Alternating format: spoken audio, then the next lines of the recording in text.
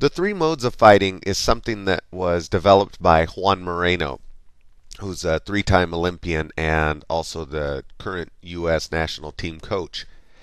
He came up with the three modes of fighting to basically change the tempo of a match.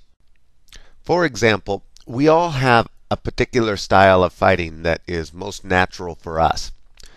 Let's say we're fighting in a match and our opponent is being more relaxed. They're not engaging or attacking us, but maybe hanging out more and trying to draw techniques out of us.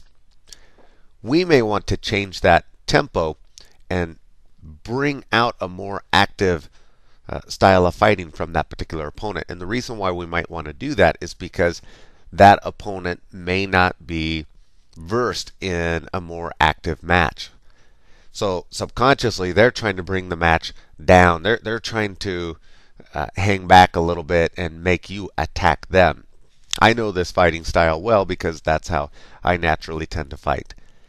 So we may go into what's called an active mode, where we start bouncing around a lot. We're switching feet, we're checking, we're moving to the side, we're trying to make this other person begin hopping up and down and attacking. We're trying to take that opponent out of their comfort zone.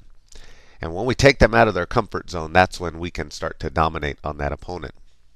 Let's take a look at the active mode. Oh! Hi! Ha!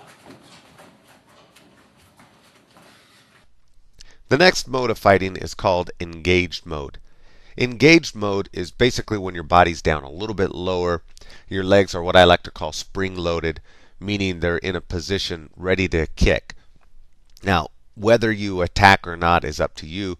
The point is you're trying to make your opponent think that you are about to attack.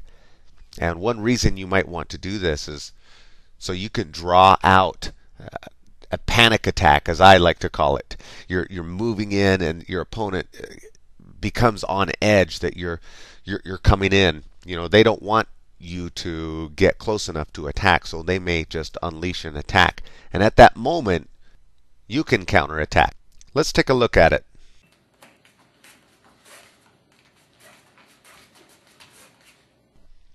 And your last mode of fighting is relaxed. The relaxed mode of fighting is when your body is a little bit more upright. Your legs are a little bit more straight. However, they're not totally straight. I always tell students when you're in a relaxed mode, you're giving the appearance that you are relaxed. You're giving the appearance that you are not ready to engage in competition. So I tell students to make it look like you're standing flat-footed, when in fact 95% of your weight is on the balls of your feet, and your heels are just barely touching the floor. When we're in a relaxed mode, we're a little bit further away from our opponent. And a time to use the relaxed mode is when we're fighting an opponent who looks like they're off the hook. I mean, they're bouncing up and down, they're switching, they're key-upping, and looking like they're about to attack at any moment. Basically, they're in an active mode. So we're going to try and put them in sort of a trance. We're going to hypnotize them to come out of their active mode and settle down just a little bit. We're going to take them out of their element. And as soon as we've taken them out of their element, then we can attack. Let's take a look at it.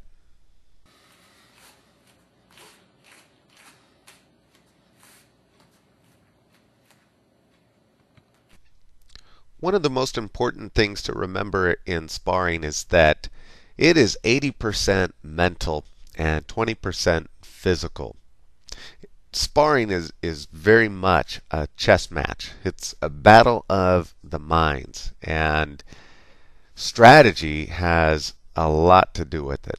When you first look at sparring, you might think of it as more of a battle of warriors, just kicking and punching, and if you've got speed, then you will dominate. If you've got power, then you can dominate. Although those things are very important, you've got to have the mental element as well. A big part of sparring is making your opponent do the things that you want them to do. If you can pull your opponent out of a particular style of fighting, if you can take them out of their element, then you can capitalize on that. However, if you keep them in their comfort zone, then that's where they perform the best.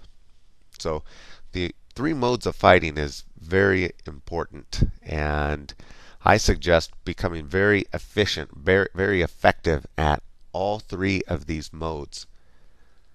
Every time you spar, make sure that you adopt these three modes. Practice them over and over again. And you'll find that there is one particular mode that you will gravitate more to.